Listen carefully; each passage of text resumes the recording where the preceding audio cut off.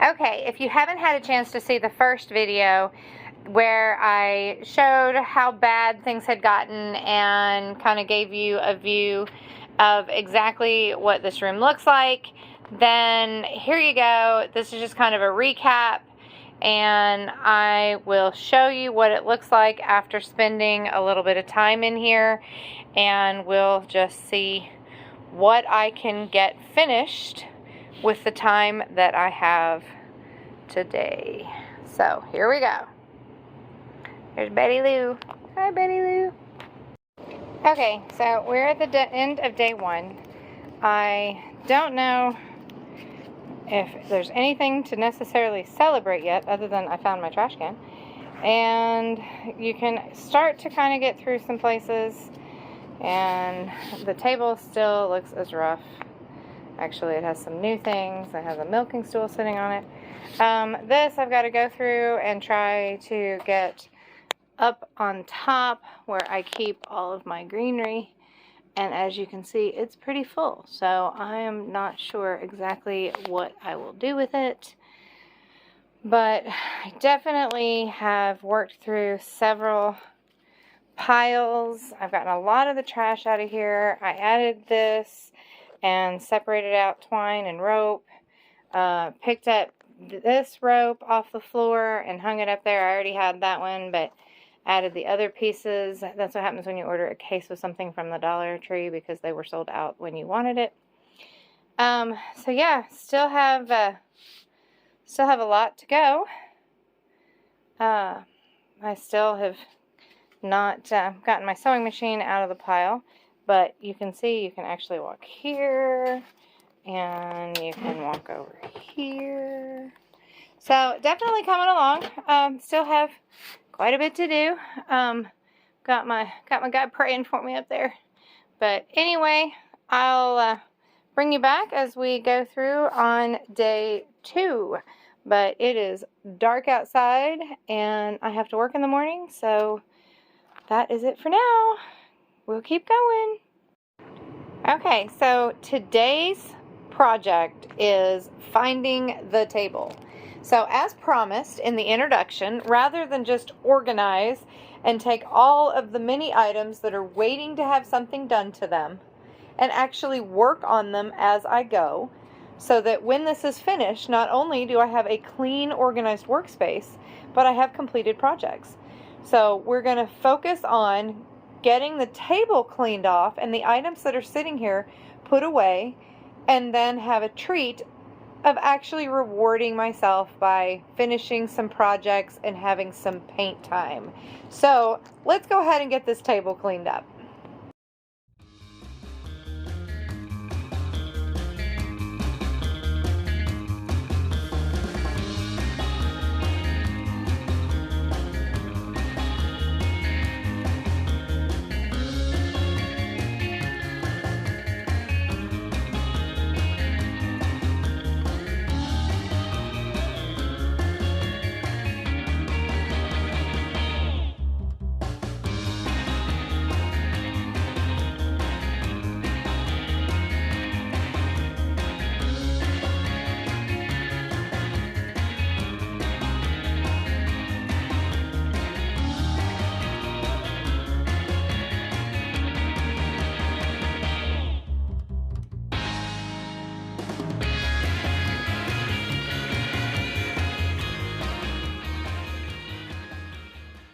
The first project to be completed in the craft room, and I don't know how long, is this broken milk stool. And not gonna lie, this milking stool was not broken when I bought it, but somewhere through the piling things and stacking things on it, etc., it lost one of its legs. So it looks like apparently there had been a leg missing before, and they had used the old style Gorilla Glue to put it in, because it has that foam that comes up, and that's what I was scraping off. The top of my Gorilla Glue wood glue is stopped up, so sacrificing a dowel rod for the moment to be able to put that in there. I do apologize for my voice in this voiceover. Part of the reason that this video was delayed after my teaser post is the fact that I am suffering from allergies or a summer cold or something and have not been feeling very well. I'm trying to just make sure that I have really good contact. So, you know, I don't want to just put glue in the hole and not make sure that all of that edge there has the ability to be able to contact the other wood and have the glue. And then, of course, I obviously used way too much glue, but I wipe that off and clean it with a baby wipe. And then I clean the entire stool very well. I'm going to be using my new Jami Ray Vintage DIY Design Diary paint. And I want to make sure that everything is clean, that while it doesn't require a primer or a sealer, I just want to make sure that the stool is clean, because any paint job is only as good as the surface that you're painting it. So I'm using Vintage Pink. Really excited about this color. I think it's so cool because it does have a sealer. You can't just wet distress it the way you can the other Debis Design Diary clay-based paint. So I am sanding it to get that distressed look. And then my favorite part is adding the transfer. And, you know, typically someone would want to measure and make sure it was in the middle. I was just eyeballing it and calling it good. Using the stick that comes with the transfer, I am going to rub that on there. And I also recommend that you tape it down. If you've seen my other videos, you know that I have had some goofs because I didn't tape it down. So even though the Vintage Pink and any of the Jami Ray Vintage colors come with a sealer that don't require it, I needed to seal in those transfers, and I decided to use that Kilz dark wax. It's a brown, just to kind of give it that aged look, and then that's what I'm using to seal it. So you can see the difference of the original pink against the one where I've added the dark wax. So it honestly gives it a little bit of a peach color instead of the pink color that it is. So next is this really cute little kleenex box cover, and I'm using the same paintbrush, same color paint. I'm just going to give it a good color, and then we're going to add some additional transfers from that same package. I am going through just kind of looking to see what color I like the best with it, and then of course what fits, what's a good size for my surface.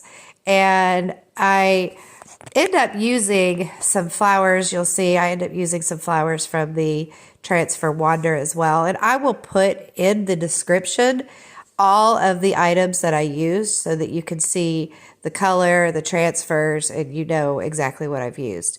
But I just felt once I did it that really all the sides needed something. So again, I'm just doing a quick distress over just to kind of blend them all in really well. And then I'm going to put a clear wax on this. So I don't use any of the dark wax. I just seal it all with a clear wax.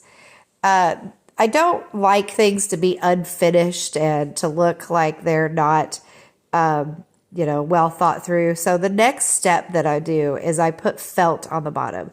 So I typically do that with all of my products that have, you know, a flat surface on the bottom where it seems like it would need something. So I just grab this square. I buy a huge stack of all the different colors in the squares, and I use the Aleene's tacky glue. And I'm going to go ahead and just completely glue the whole square on there. It's a little bit bigger, so I line up two of the edges for the corner. And then I come back with my X-Acto knife and I cut out the hole in the bottom. And then it gives me a smaller square to use on something in the future. But then it also gives that felt edge so that if it's sitting on your table or your nightstand or your counter, you don't have to worry. So next I'm going to work on these bottles. They are just some milk bottles that are actually from Starbucks. They make the cutest old style bottles, but they needed a little bit of dressing up. So I'm going to use my two new molds from IOD. And again, I will put the list down in the description of all the items that I use. What I did was I put cornstarch in there because that will help to make sure that my clay, I'm using IOD air dried clay. It'll help to make sure that it's going to come out with no problem. And unlike with the IOD stamps where you just take a sandpaper to kind of season them, you want to actually do the cornstarch every time you use the mold, and it just makes sure that it's going to come right out. The IOD molds, one of the great things about the newer ones, now there are some old ones that don't have them, but the newer ones all have this micro rib. And what that does is it makes sure, you can see I'm using just a little scraper and filling in some of the places where it was lower than the others. But I'm taking it across the top and I'm making sure that it's good and flat so that when I glue it down to my surface, I have the same flat edge all the way. And see, look how easy that comes out. That is because of that cornstarch. And you don't have to use it, but some of these are really detailed and I didn't want to lose any of the details. So I'm just kind of measuring to find out, where it needs to be so I can wrap it around the top of this bottle. And I am going to use that same Aleene's tacky glue to hold it on there. You can use all different kinds of glue, but I do this when it's wet and I go ahead and glue it down when it's wet, just to make sure that it sticks to the right, so it's the right shape and it stays exactly where I need it. I do end up with some of them putting masking tape on it just to hold it. If I can lay it down and guarantee that it's going to stay where it is, then I sometimes don't need masking tape. But I did use masking tape on this just because I didn't want it to be sliding down. So I go ahead and glue it to the edge, press it all together, and make sure that it's pushed down on there. And I did go ahead with all of these and let them dry overnight before I come back and paint them. So I'm using the same vintage pink for all of my projects. And here's the one where I put the little rosettes, and then here's the one you just saw me doing. And you can see where my glue's all over there, but that's no problem. And then just the trim down the side. So there's 4 of them. And it's just a great use for these bottles because they do look so much like the old milk bottles. And I did, as a part of my diet change and having to watch my sugars, I did actually give up drinking them. So it's except for the collection of them that I have, this will be over. It took 3 coats of this paint. The glass is such a slick surface, and unlike the other Debis Design Diary chalk paint, the clay-based chalk paint, this one with its primer and sealer included, it's a much slicker paint, and it did take several coats to cover. So here you can see I have put on the different transfers. Each bottle got a transfer. And now I use 2 different waxes and finish them in 2 different ways. The first one, I used the same dark wax that I used on the stool, and I get it down in those grooves. And I'm sorry that I'm kind of out of camera here. But here I used the white wax. And sometimes I'll use a regular wax brush, but I bought 100 of these little tiny paintbrushes at a yard sale for like $1. So a lot of times I'll just use those so I can mistreat it and do whatever I need and then just throw it away when it's over. But I get it all in that mold very well, and then I wipe it off, and then I go through and do just the rest of the bottle. So once I have everything all white waxed, I decided it needed a little bit more. So using the Debis Design Diary Golden Rule, this stuff is incredible. My favorite product yet. And I mean, I have used this on so many things, and you can hardly even tell any's missing. And depending on how precise you need to be, you can use a paintbrush, or most of the time I just use my finger, and it creates that wonderful look. This is how do you say it? Hermetic, is that right? Jar.